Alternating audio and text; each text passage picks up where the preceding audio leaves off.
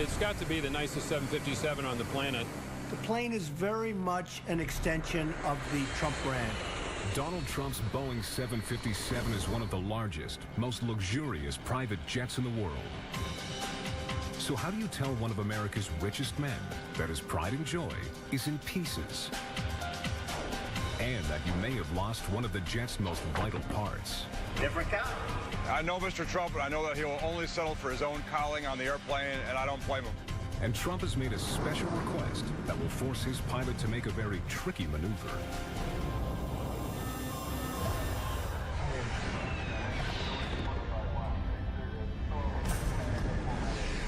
Palm Beach, Florida. It's the place to be for America's rich and famous. It's also home to one of the largest and most luxurious private jets in the world. This Boeing 757 is a sleek, narrow-bodied, long-legged beauty. And she's treated like the celebrity who owns her. Visitors at this private airfield can't resist gawking and taking photos. They must keep their distance, because like the billionaire tycoon who bought her, she commands respect. This is Donald Trump's private jet. A Boeing 757 that's a giant in its class.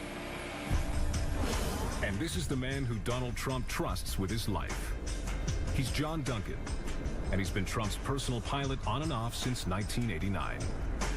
The biggest part of my job is to make sure that everything happens seamlessly behind the scenes for Mr. Trump. So we might be scrambling, but when Mr. Trump shows up, you just step on the airplane and be off to his destination. We should be departing on runway 7. A lifelong pilot, John took on the ultimate challenge when Trump acquired one of the best private jets money can buy, the Boeing 757. Everything that they did on it is very, very spectacular. They've got large, high-thrust Rolls-Royce engines on it. It's got a very nice look to it. It's extremely fast for an airliner. It's a very, very fast airplane for a large airplane. It's extremely comfortable. It takes turbulence very, very well. It's kind of like the Ferrari in the airline category airplane. Built to hold 228 passengers, this 757 is 3 times the size of the average private jet. 47 meters long, with a wingspan of 39 meters. The tail stands 14 meters high. She's one of the biggest privately owned corporate jets flying. Well, the 757, in my opinion, is probably one of the most remarkable airplanes that Boeing ever built. Inside, the $100 million plane has enough gold that if melted down, could gold plate the outside of a Greyhound bus. Seatbelts, light sockets, decorative trim. The ceiling panels are ultra suede. The seats are high-grade leather. The cabinets are rare mahogany. The plane has a screening room that's the same size as a large home theater and equipped with a 57-inch TV. This 757 even has 2 bedrooms and a shower. Any man who flies for Donald Trump is no ordinary pilot.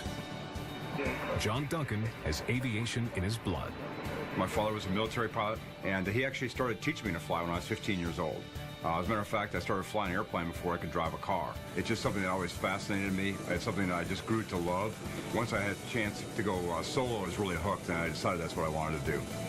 After years as Trump's private pilot, John has learned his role. Every flight must be planned to perfection. And that's hard, because his boss has a very busy and unpredictable schedule. Yeah, obviously, anytime there's any kind of a short notice change, we have to deal with it as quickly and efficiently as possible so we don't inconvenience Mr. Trump or his schedule, because we know how important that is. Trump's signature line, "You're fired," is an unlikely possibility for the expert pilot. But Duncan is not taking any chances. Well, I'm sure that if I damaged his airplane, that probably would not be a good thing. And I'm not sure. I mean, Mr. Trump's he's a very fair man, but I'm sure there's something I could do that would upset him.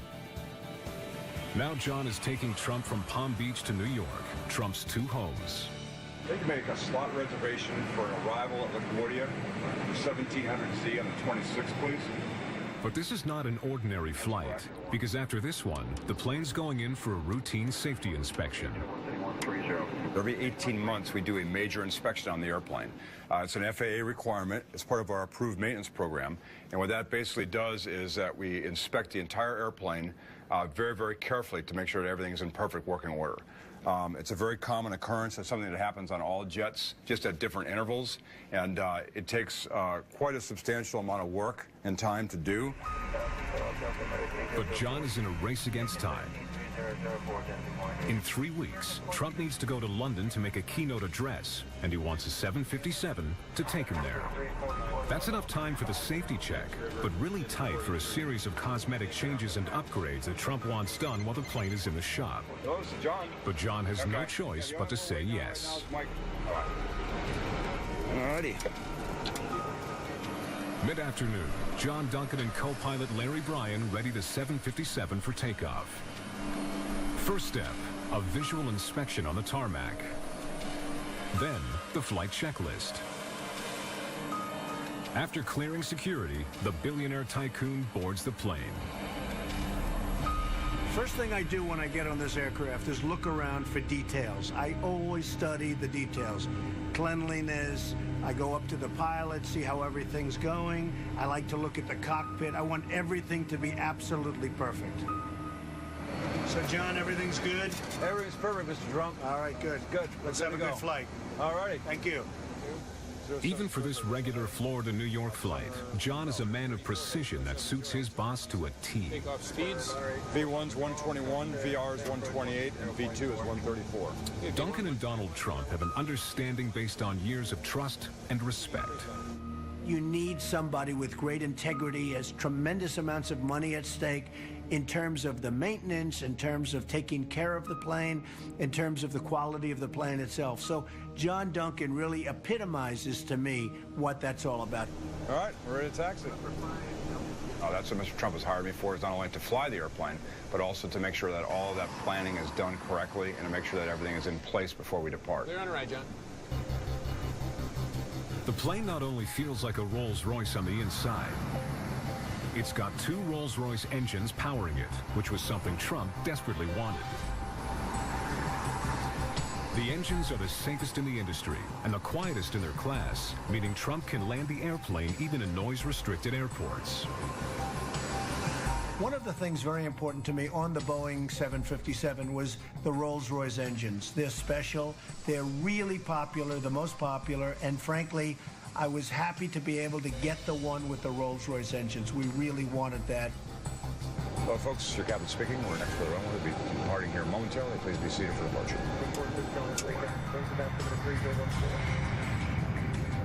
With 40,000 pounds of thrust on each engine, the Rolls-Royces can propel this jet to 41,000 feet in just 20 minutes.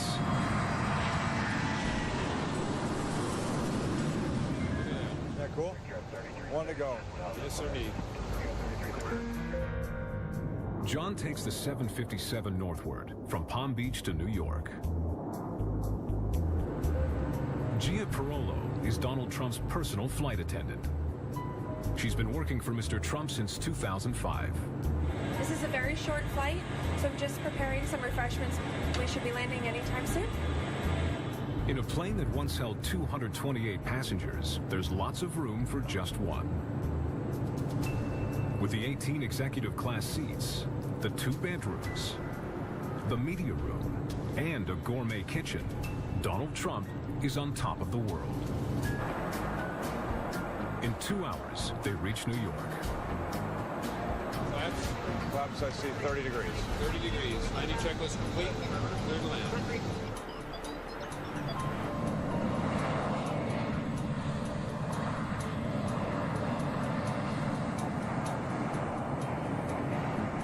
Trump returns to the pinnacle of his empire, Trump Tower. Now he gets to work with the business of making money, while John Duncan gets the 757 back in the air. It took only 45 minutes to refuel and turn around to get him to his next destination, Brunswick, Georgia, where the plane will be serviced and to the standards which Donald Trump demands. Even with 2 shifts working around the clock, it's going to be a tight turnaround to guarantee a timely departure.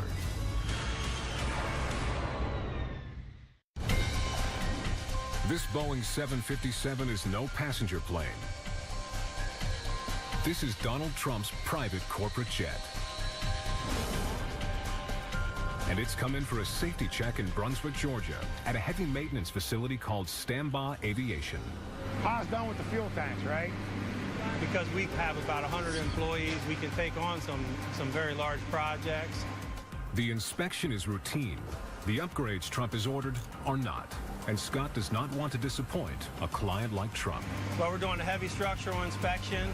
We're doing interior upgrades. We're installing a Wi-Fi system. We're doing paint upgrades. We're doing a fuel tank modification. He has just 3 weeks remaining to get it out the door in time for Trump's trip to the UK. We've got a long way to go and a short time to get there. The pressure is on to keep the standards top-notch while completing the maintenance inspection. Donald Trump doesn't have a $100 million aircraft so he can charter. He wants his airplane, and he wants it right. The plane has been at Stambaugh for a week. Trump's personal pilot, John Duncan, arrives from Palm Beach to monitor the progress. Anytime the airplane goes through any kind of a major inspection like that, I always like to be present. I like to make sure that things are going well, that they don't have any kind of questions. And what John finds is that Trump's exquisite airplane is in pieces. The interior has been completely dismantled to install the new Wi-Fi system. I definitely get a level of anxiety only because of the fact that I'm so cautious. I don't want anything to happen to it. The only thing I was going to watch for, Mike, was if we see any kind of scuffs that took Trump's corporate carpenter, Mike Cotto, is accustomed to handling the details. We'll start at the back, work ourselves forward once we start closing everything up. We're kind of the closers in the ball game. You know, at the end, they bring the guy in to close the game out. That's what we do. Donald Trump wants the floor mat in his galley replaced because a seam in the middle of it has been offending his sense of flawlessness. So I understand we're going to be able to solve that by relocating the seam around the corners. Is that correct? That is correct. We get extremely detailed when it comes to this. We want to make this absolutely perfect because Mr. Trump demands perfection. The small details on the inside are keeping John busy, but he's now got a big problem on the outside. The engine nose cowls, which have been sent out to a subcontracting company for repair, haven't arrived. The nose cowl is the circular covering at the front of the engine. It directs air into the turbine and protects it from damage. The plane's not going anywhere without the nose cowls. Trump's nose cowls were sent out to be restored after hundreds of hours of flight. Did you hear about the nose cowls? I have not. The last thing I heard on it, it was supposed to be this week, but they haven't showed up yet. I haven't heard any updates on it. The timing could not be worse. Good afternoon, this is John. Hi, John. Hi, Rona, how you doing? Very good. And you? Great, thank you. Good. John, I wanted to give Mr. Trump's you a little VP and Chief Assistant Rona Graff calls John to find out exactly when the jet will be ready to fly to LaGuardia for Trump's trip to the UK. Into London. I've been working for Mr. Trump for over 2 decades, and I guess I'm what many people call his proverbial right arm. What is the exact date that all of that is happening? What date will you bring it up to New York? So as of right now, the 26th is the date that we plan on flying into LaGuardia. Perfect. Very good. Okay, Rona. He returns to Palm Beach, Florida, to begin planning the flight to the UK. He calls the fixed-based operator at Stansted Airport in London. Good morning, it's John Duncan calling with the Trump Organization Flight Department. How are you guys doing today? Private aircraft on the scale of Trump's 757 have special needs and do not get the same support as commercial ones. John has to go through every detail himself. We appreciate the help. Please feel free to call me if you have any questions or issues. Do they have a lav cart that can service our lavatories? Do they have belt loaders that can reach our baggage compartments should we need them? Do they have a stair truck that's high enough to meet the requirements of our stair and our door heights? But just as John perfects his flight plan, Trump Organization? Yes, one moment, please. Donald Trump throws in an unexpected twist to the travel plans. Rona, come on in. Okay. Hi, Mr. Trump. So, how are we doing? Good. We're in good shape. Tell me. So I have you leaving out of LaGuardia at about 9:30 at night, and then you should be arriving in Aberdeen, Scotland around 6, 7 in the morning. The rest Trump has decided to change plans. Before London, he will go to Aberdeen, Scotland, to step up his promotional campaign for his newest golf course. Up and taking you right to the venue. Okay, good. So I'll be stopping there for 2 days. Then I'm going on to London, where I'm making a speech in front of a packed house, and that'll be on Sunday, and then we head right back to New York. So we're going to have an exciting few days. The mission is now defined. The 757 will depart Brunswick for New York's LaGuardia Airport, where it will pick up Mr. Trump. It will then head for Aberdeen, Scotland for a 2-day stopover before reaching its final destination, London's Stansted Airport. Pilot John Duncan takes the changes in stride, but he knows Aberdeen, and it requires special attention. It's one of the shorter strips that we operate in and out of. And so constantly we want to make sure that our takeoff and landing weights are appropriate and exact for the safe operation in and out of that runway. John adjusts his flight plans. The 757's modifications are almost done, so he heads back to Brunswick. The long-awaited nose cowls finally arrive. They look fantastic. Did a beautiful job. Mesh looks nice and clean. Looks like brand new. A little added bonus. Does they? They did a nice On job. first glance, everything looks perfect. That's BRR 4352. This one is a different count. But suddenly, relief turns to concern. 4352. Yeah. The serial numbers don't match Trump's. That's the one. Different count. I need the 2 serial numbers reset and then the 2 we got. Okay. All right, let's open this one up. John anticipates that this will be trouble. I know what's going to happen. We're going to have to get it. We're going to have to get ours from Scott, because Mr. Trump he's adamant about that. He wants his parts on his airplane. When you own important aircraft, especially one like a Boeing 757, you ideally want to keep all of those parts together, especially a plane like I have where there's so few hours on the plane. It's like a new plane, and you want to keep everything together. You don't want lots of switches and changes. Let me tell him that. The question John and Scott need to figure out is, if the nose cowls that were delivered today aren't Trump's, where exactly are they? Hey Rick, this is Scott. So we think we don't have the correct nose cowl here. It is overhauled, but we know the Trumps want to put the exact same ones back on there because of their low time.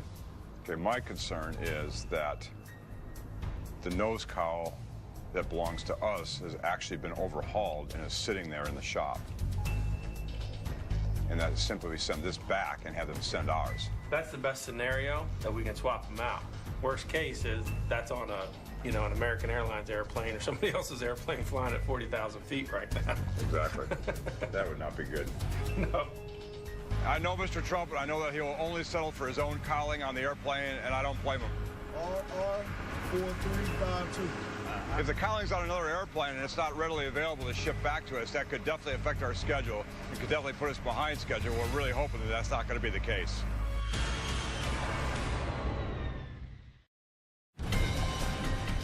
Donald Trump's exquisite private plane, a Boeing 757, is in the final stages of a routine inspection in Brunswick, Georgia. The plane's chief pilot, John Duncan, is here to keep watch over the process, and he's got a big problem. One of 2 engine nose cowls that have been sent out for servicing appears to have been replaced by another one. Might be somebody else's cowl, so.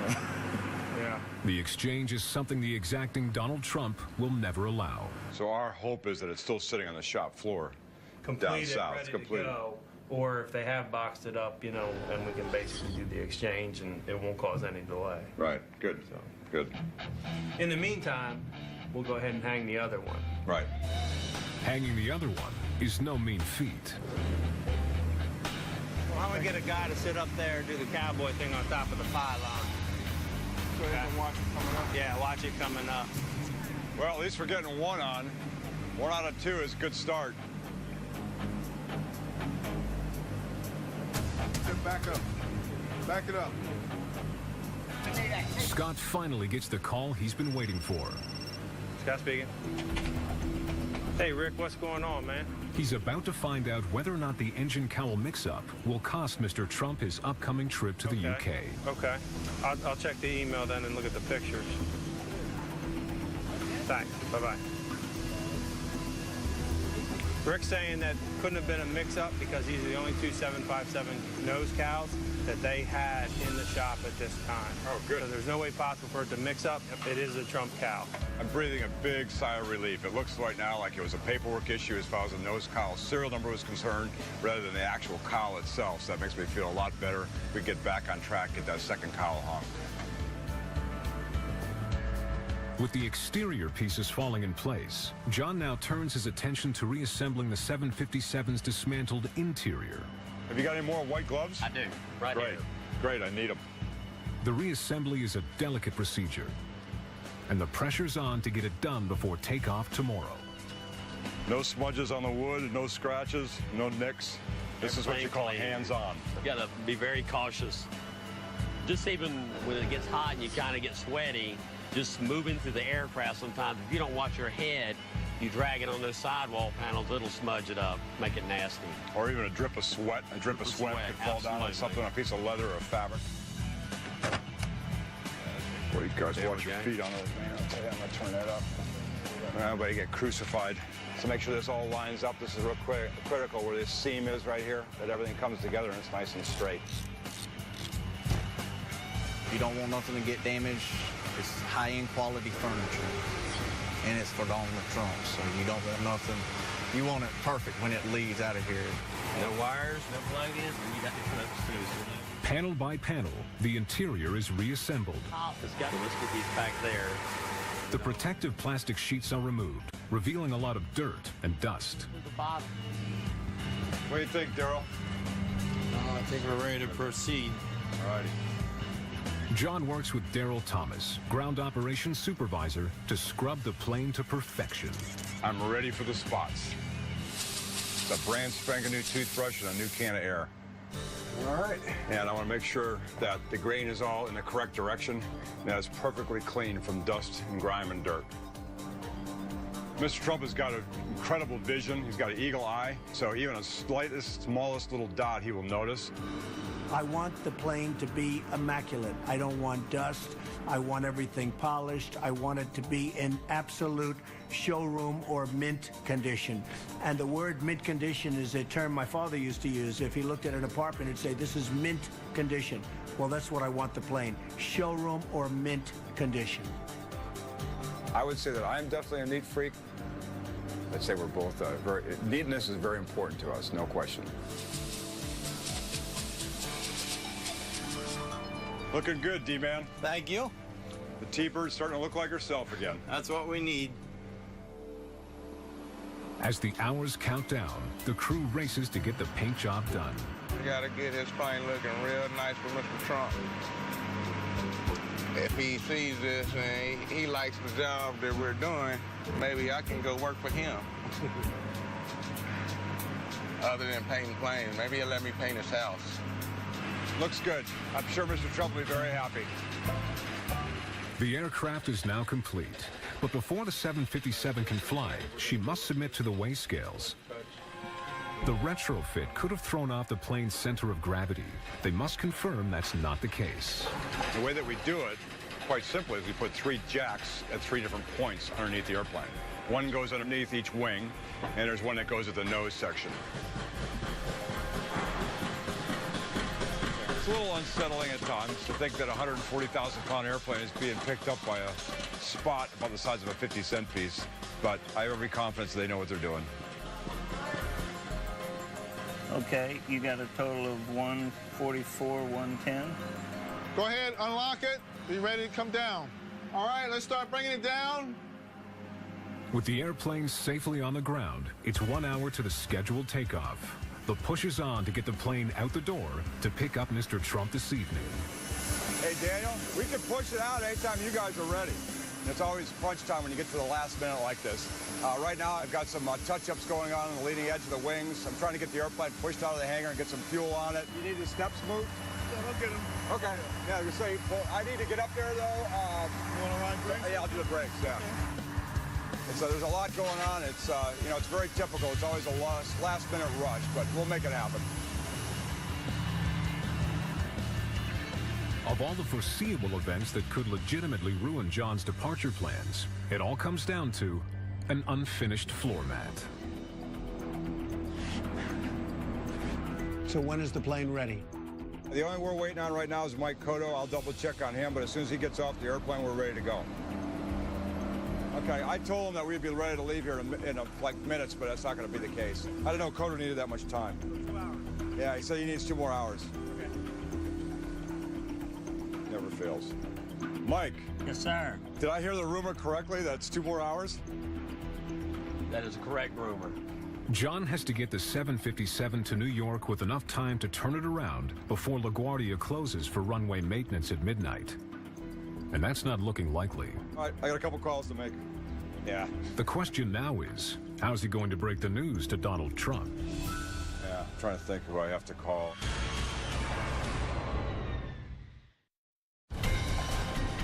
Donald Trump's Boeing 757 is supposed to be on its way to pick up the billionaire, but the installation of a new floor mat in the aft galley is causing a major setback. So when is the plane ready? All right, the old saying goes, you can either get it right or you can get it now. You just can't get it right now. Quality is more important than speed, so let's make it perfect. Absolutely. So? But the clock is ticking. Good shape. How many people will be at the speech in London? They expect over 20,000 people. It's going to be a huge crowd. Wow. After a 2.5-hour holdup, the job is complete. We're done. It's a wrap. They use you, they get what you want, and they throw you off. But they always call us back. That's the biggest thing. Got fuel on the airplane. We're going to do a quick security check right now, and we'll be out of here on our way to New York.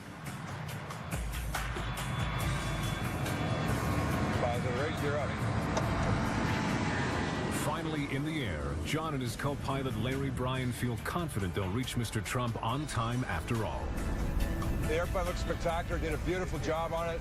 It looks good. It's maintained all the way to the nth degree. It looks spectacular. It's good to be back. Man, I felt like I was starving. Honestly, I felt like I was missing something nutritionally from not flying. They're heading for LaGuardia, one of the most hectic airports in America, where runway maintenance has created an airport shutdown at midnight. But John plans on having Mr. Trump in the air by 9 p.m. Got the accelerator down here, and we'll be at LaGuardia as quick as we can. While John flies to LaGuardia, the Trump Tower restaurant is preparing the meal for this evening's flight. Nothing better than roast turkey, right? It's Thanksgiving every day here. Executive Chef Chris Devine sets a high standard for airline food. Sugar snap peas. Chef is cooking for just 4 passengers tonight. But even for this late-night snack, he goes all out. A lobster salad, a Gulf shrimp cocktail, a roast turkey breast, roast sirloin of beef, and our house-made corned beef. Delicious. We also have homemade cookies and some mixed green salad. I guess you should have the salad before the cookies. Chris, yeah, the food's ready for the plane? Chef calls Mr. Trump's bodyguard to make pickup arrangements. The meals are wrapped in clear plastic so airport security can inspect it. It's picked up from Trump Tower and delivered to the T-Bird, Trump's 757. As John approaches LaGuardia, a notoriously busy airport, the weather is beginning to sock in. Winds are 208, 10 miles of viz, 6,000 broken. Public and private jets can spend time circling the airport in a holding pattern, waiting for an opportunity to land. There's no fast track, even for billionaires. It's first come, first served. Despite the fog, John finally gets the all clear to land. Speed brakes up.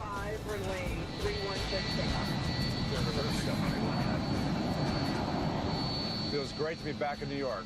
We take off from any place. The airplane just wants to head for New York. I like New York. Me too.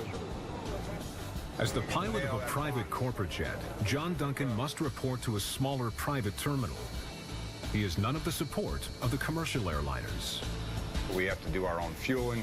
We have to do our own catering. We have to do our own laboratory service. So we have to do our own handling and our planning and things like that. Security measures for private planes are also handled differently from commercial airlines, especially when the owner is as high profile as Donald Trump. Just go each wheel, lean over each one, look at each brake assembly, and then kind of go up the strut there. Eric Moylanen and his company Premier Corporate Security, Inc. have been working for Donald Trump since 2009. This is truly an airliner, but it is not at an airline gate where there's unlimited, support staff from the airline. We're providing it all on the private side of things.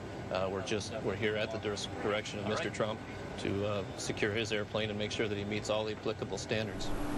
Under TSA rules, they have to sweep for all the restricted items required on a commercial jet, such as weapons, explosives, or sharp objects. That's secure? Mm-hmm. Looking for anything that might be out of place, anything that should not be here. Exterior is clear.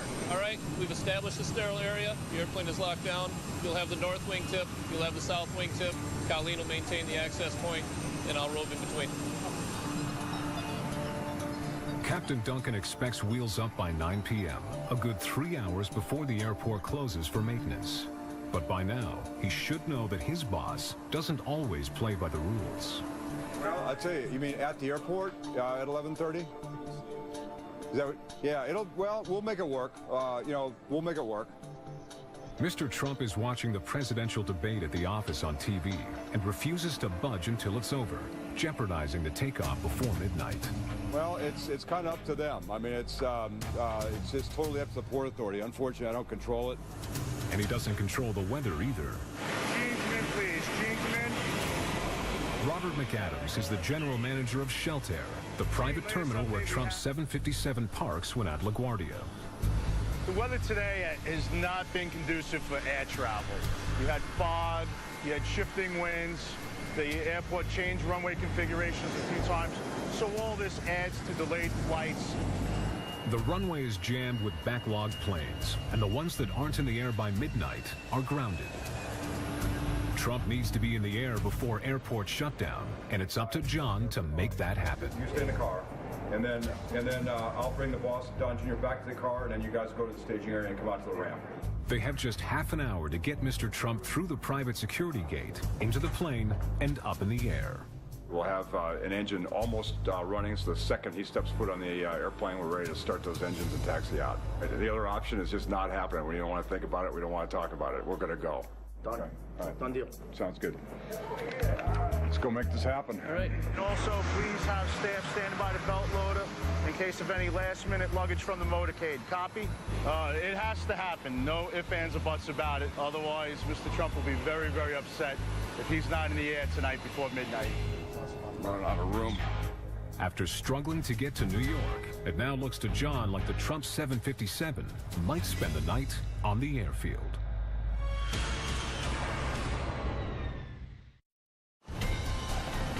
It's 11:40 p.m. at LaGuardia Airport. 20 minutes to airport shutdown, and Mr. Trump is nowhere in sight. If he doesn't arrive in the next 10 minutes, there's a good chance he won't be going to Scotland tonight. But no one is giving up just yet. One, once Mr. Trump gets here, we have to make sure the chocks are pulled immediately. There is a time restraint. Mr. Trump missing his curfew tonight will throw off his entire trip. Just then, flight attendant Gia Parolo gets the first good news of the night. I just heard wind that Mr. Trump is going through security as we speak, so they'll be en route to the airplane, and we're really excited. Just in the nick of time. Good evening, Mr. Trump. How are you? Nice to see you. Donald Trump Jr., an executive vice president of the Trump Organization, is flying with his father tonight, as is George Soriano, a company top executive. Start the right. At this point, it's a race against the clock. It said 7 minutes, and that was like 5 or 6 minutes ago, so I think we're going right after this guy. With just 5 minutes to spare, they're given clearance for takeoff. B1, rotate. Ray, you're up. Here comes it.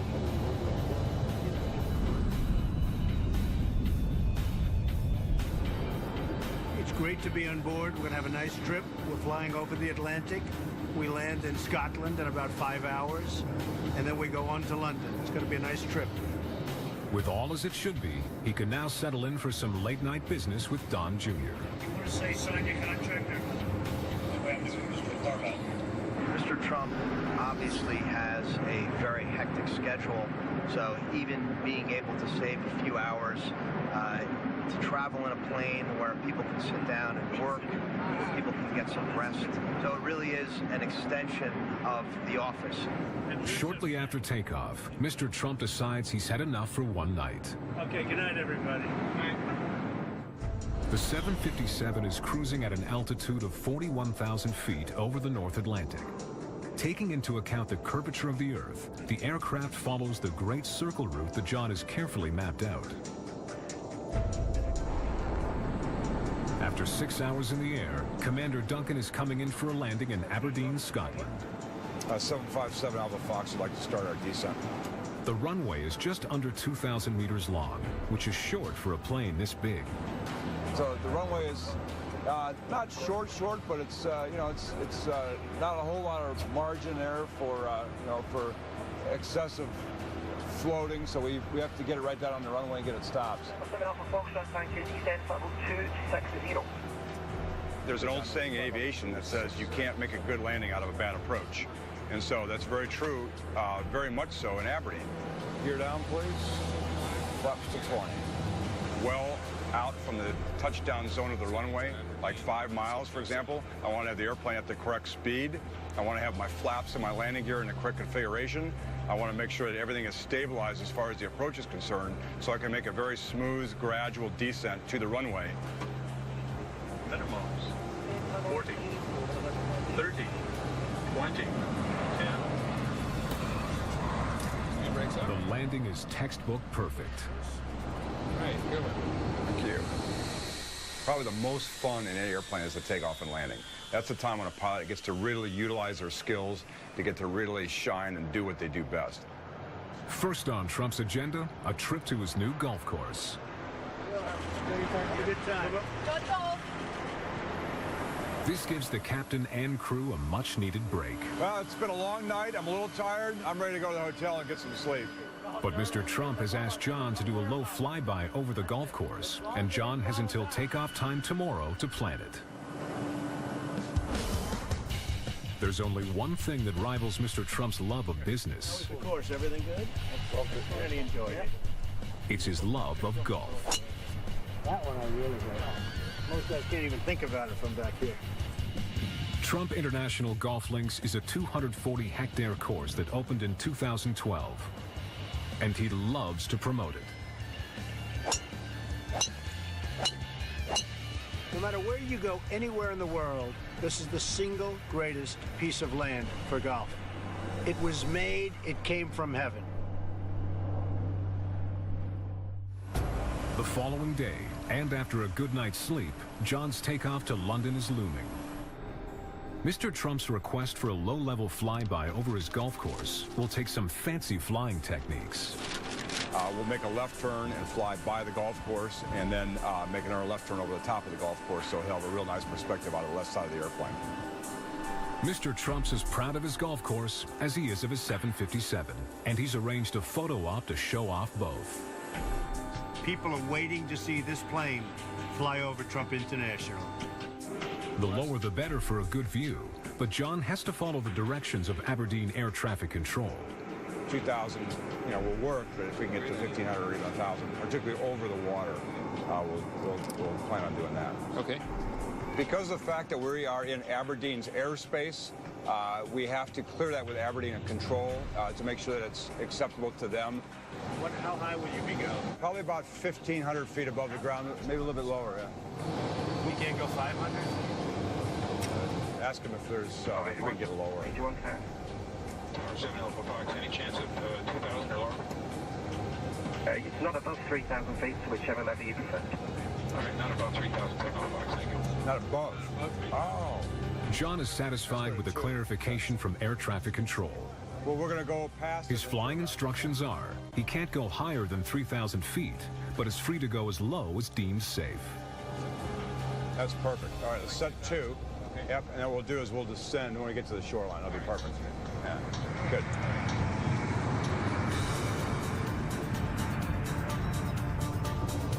Positive rate, You're up. you're up.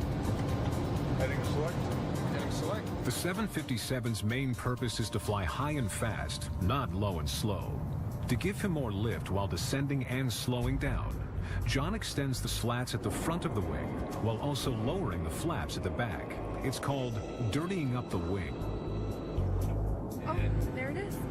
There's the golf course. Wow, spectacular. You can really get some great views of the fairways. Beautiful property, beautiful. Yes, sir. So this will be our last pass, sir, and then we'll be heading down to London. That's what we'd like to do. As John makes his figure eight over the golf course at an incredibly slow speed of 315 kilometers an hour, Aberdeen Air Traffic Control informs them that they're not the only plane flying in the area.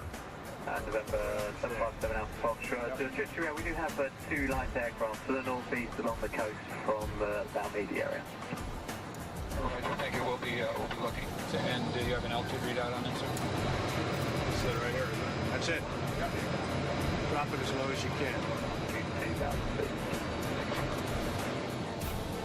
1,000. Okay. With one eye on the 2 light aircraft and the other one on the figure eight maneuver, John gives the photographers on the ground the show they've been waiting for. Oh, yeah. That's going to be a shot right there. Oh, yeah.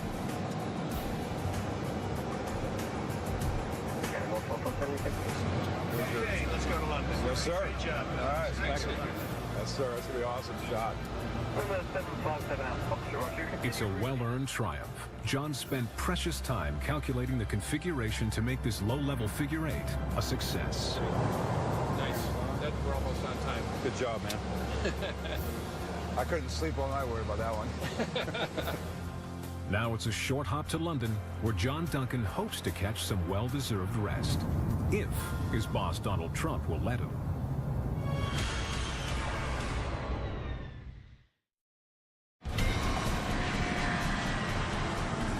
After a whirlwind tour from New York to Scotland to London, Donald Trump barely has time to read over his speech before arriving at Stansted Airport. 30, 20, 10. Right there. Speed brakes up.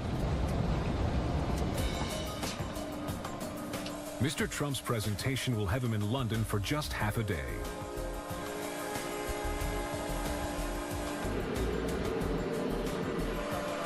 The ground crew repositions the plane for a quick turnaround back to LaGuardia. Under John's careful watch, the all-important fuel is the first service truck to arrive.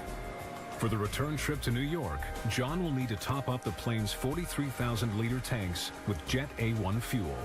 The lavatories are also serviced, a necessity for the 7-hour flight. No hotel for the crew on this stop. They're relaxing in the FBO's lounge until Mr. Trump returns from his speaking engagement. And on this final leg of the trip, John is in for a last-minute surprise. Yeah, he's on his way right now. He said he'll be here about 45 minutes. He's just heard that Mr. Trump is arriving back at the jet an hour early. Well, that definitely gets us in LaGuardia on time. Yeah, I was just going to say that. We're firing up, man. We got a nice surprise. Mr. Trump is finished, and he's on his way back. So we're firing this bad boy up about an hour early.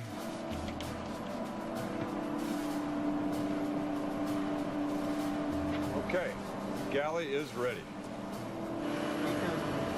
Taxi 15 minutes before or after. Okay, so we're scheduled right now for 8 o'clock departure. Is that work? Okay, good. Universal's refiling the flight plan for 8 p.m. It's already done. Good. Yeah. Perfect. All right, John. Thanks so much. Appreciate it, gentlemen. Thanks for the help. It's good seeing you guys. All righty. With his speech behind him, Mr. Trump is ready for home. That was amazing. The London crowd was great. I had a good time.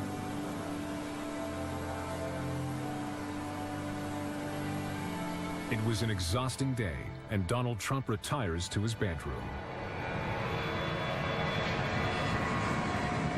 And it's now John's turn to get to work.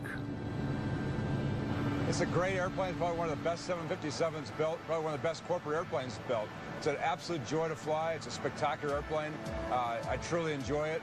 We'll be in New York in about 6 hours, and we won't be there for long, though. The T-Bird likes to fly, and there's a lot more that Mr. Trump has to do, so another day or two, we'll be back on the road again for yet another mission. It's just a real pleasure, and it's a fun job. I really enjoy it, all aspects of it. For Trump, the 757 is not just an extension of his brand. Big business deals need a big plane. And the 757 is the only aircraft that fits the bill. I do many, many business meetings in that plane, and I'll oftentimes take 25 or 30 people. We'll all be together. We'll be able to do deals. We'll be able to get things done. And frankly, you couldn't do it on a commercial airline. It wouldn't really work. Now, I've taken it to an extreme with the 757, but it can be an absolutely vital tool for business. Clear down, please. Clear down. With her mission a smashing success, the Boeing 757 is almost home. 100. But knowing Mr. Trump, she won't rest here for long. 20.